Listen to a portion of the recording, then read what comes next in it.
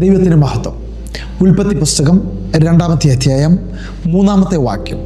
താൻ സൃഷ്ടിച്ചുണ്ടാക്കിയ സകല പ്രവൃത്തിയിൽ നിന്നും അന്ന് നിവൃത്തനായതുകൊണ്ട് ദൈവം 7-ാം ദിവസത്തെ അനുഗ്രഹിച്ച് ശുദ്ധീകരിക്കുന്നു. ദൈവം 7-ാം ദിവസത്തിന് ഒരു പ്രത്യേക പ്രാധാന്യം കൊടുക്കുന്നു.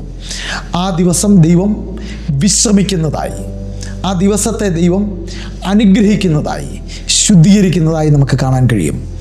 7-ാം ദിവസം ഒരു പ്രത്യേകതയുള്ള ദിവസമായി തുടർന്നുള്ള ദൈവ വചന ഭാഗങ്ങളിൽ നമുക്ക് കാണാൻ കഴിയും. ദൈവം മനുഷ്യന് കൊടുക്കുന്ന പ്രമാണങ്ങളിൽ 7-ാം ദിവസം ശബത്തായി കണക്കാക്കുന്നു. 10 കൽപ്പനകളിലെ ഒരു പ്രധാനപ്പെട്ട കൽപ്പനയാണ് ശബത്ത് നാളിനെ ഓർക്കുക. പുറപ്പാട് പുസ്തകം 20-8 മുതൽ 11 വരെയുള്ള വേദഭാഗങ്ങളിൽ ദൈവം മനുഷ്യന് കൊടുക്കുന്ന പ്രമാണത്തിൽ ശബത്തിനെ 3 രീതിയിൽ പ്രമാണിക്കേണ്ടതിനായി കൊടുക്കുന്നു. 1, ആ ദിവസത്തെ നിങ്ങൾ ശുദ്ധീകരിക്കുക.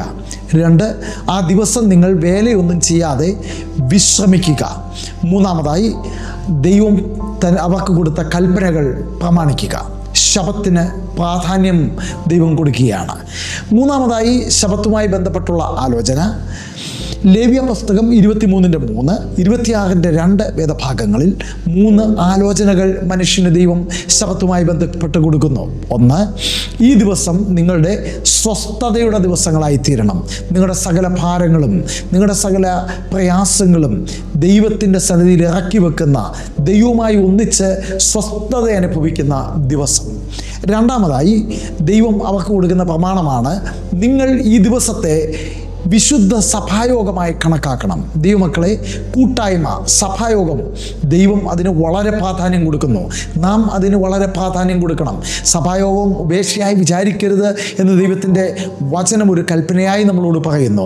കൂട്ടായ്മ, ദൈവവും മനുഷ്യനുമായി ഒന്നിച്ച് സഹവസിക്കുന്ന ഒരു സമയമാണ്. 4-ാമതായി ശബത്തുമായി പുതിയ നിയമത്തിൽ പല ആലോചനകളുണ്ട്. കർത്താവായ യേശു ക്രിസ്തു ശബത്തിൻ്റെ നിവൃത്തിയായി, ന്യായപ്രമാണത്തിൻ്റെ നിവൃത്തിയായി ഈ ലോകത്തിലേക്ക് കടന്നു വന്ന കാര്യം നമുക്ക് അറിയാമല്ലോ. മർക്കോസിൻ്റെ സുവിശേഷം 2-27-28 വേദഭാഗങ്ങളിൽ പരീശന്മാർ യേശു കർത്താവിനോട് ശബത്ത് എന്തുകൊണ്ട് പ്രമാണിക്കുന്നില്ല എന്നുള്ള ചോദ്യവുമായി ചെന്നപ്പോൾ യേശു കർത്താവ് അവരോട് പറയുകയാണ്, മനുഷ്യപുത്രൻ ശബത്തിന് കർത്താവാകുന്നു. ശബത്ത് മനുഷ്യൻ നിമിത്തമത്രേ വന്നത്.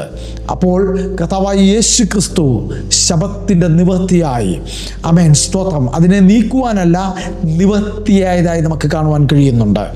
അപ്പോൾ തന്നെ 5-ാമതായി ശബത്തുമായി ബന്ധപ്പെട്ടൊരു ആലോചന കൂടെ അറിയിക്കട്ടെ.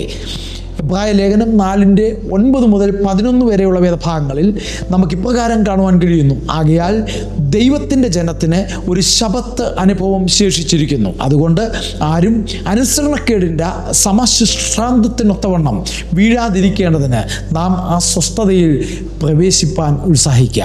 ദൈവമക്കളെ, കർത്താവായ യേശു ക്രിസ്തു ശബത്തിനെ, ന്യായപ്രമാണത്തെ നിവർത്തിച്ചു. എന്നാൽ തന്നിൽ പ്രത്യാശ വെക്കുന്ന, തൻ്റെ വരവിന് വേണ്ടി ഒരുങ്ങി കാത്തിരിക്കുന്ന ദൈവജനത്തിന് ശബത്ത് ഒരു പ്രമാണമല്ല, ശബത്ത് ഒരു വാഗ്ദത്തമാണ്. നമുക്ക് വേണ്ടി ഒരു ശബത്തിൻ്റെ അനുഭവം, ഒരു വാഗ്ദത്തത്തിൻ്റെ, ഒരു സ്വസ്ഥതയുടെ അനുഭവം കർത്താവ് നമുക്ക് വേണ്ടി ഒരുക്കിയിരിക്കുന്നു. ആകയാൽ ശബത്ത് ഒരു പ്രമാണത്തിന് ഉപരിയായി, ഒരു കൂട്ടായ്മയായി, ഒരു വാഗ്ദത്തമായി നമുക്ക് കണക്കാക്കാം. ദൈവം നമ്മെ എല്ലാവരെയും അനുഗ്രഹിക്കട്ടെ.